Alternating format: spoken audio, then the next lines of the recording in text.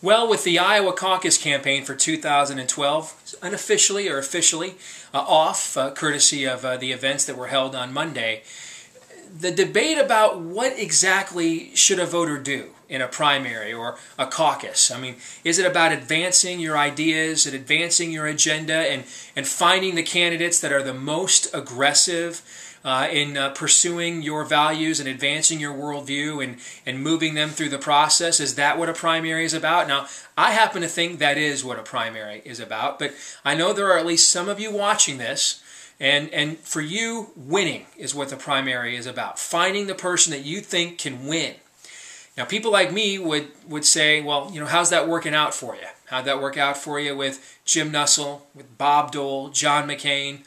I mean, that process has been a loser more times than not, but that process also may have some merit to some of you because your first priority is replacing Barack Obama with somebody, anybody, another live body, another carbon-based life form, and preferably one with a valid birth certificate. I totally understand that sentiment. I may not necessarily share it, but I certainly understand it after what we've been through under the Obama regime for the last few years. So if you're one of those people that this primary process or this 2012 Iowa caucus cycle, for you this is going to be about winning, then today's video blog, today's Desa's Daily Diatribe, this one is for you.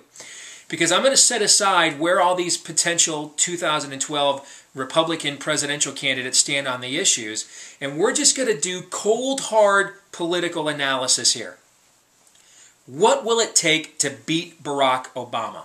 And I think that will take four things. And if a candidate doesn't have these four things, they're toast. And they can't have three out of these four. I think they've got to have all four of these things. And again, this isn't based on where they're at on the issues. This isn't based on whether or not they're even capable or qualified to be the President of the United States. We're just simply looking at this through pure horse race terms. Who can actually beat Obama and his potential $1 billion war chest in 2012? So I think it's going to take four things. And number one, I'd start there with that war chest. I think it's going to take someone capable of raising a lot of money.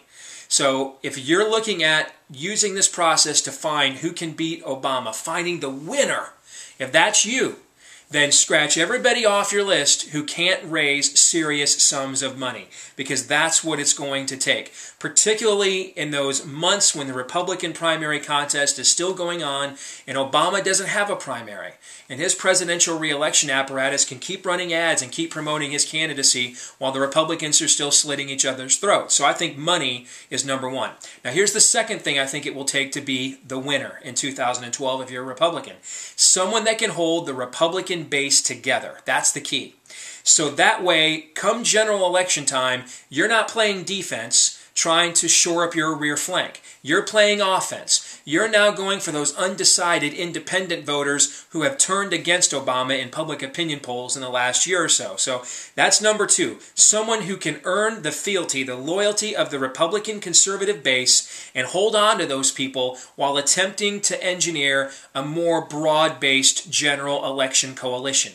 Now, if you can't find a candidate that can get the loyalty of the Republican Party base, nor raise the money necessary to win, they're off the list. They're not going to win either. That leads us now to number three.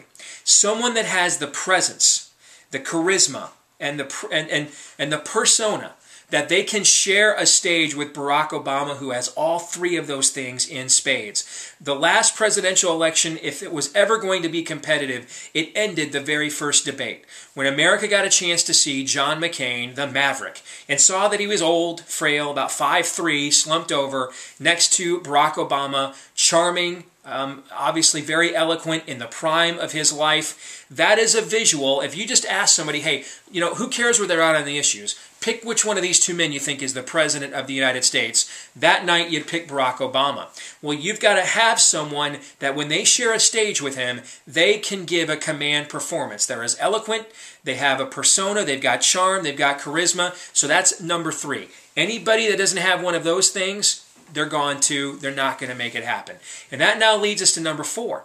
And I think it's someone who's got a good and compelling life story, because that's one of Obama's big selling points. It was one of his big selling points in 2008, the fact that he was going to be America's first black president.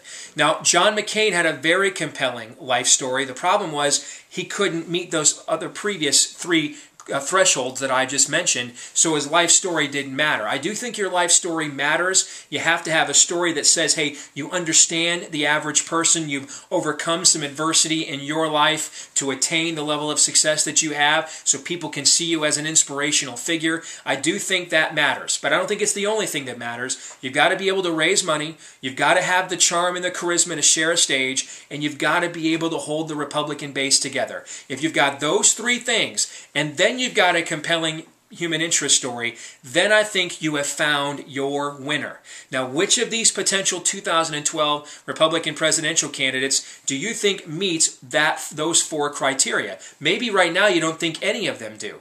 But if you're going to use this process to find the winner, to find the person that can defeat Barack Obama, those are the 4 things, in my opinion, you ought to be looking for.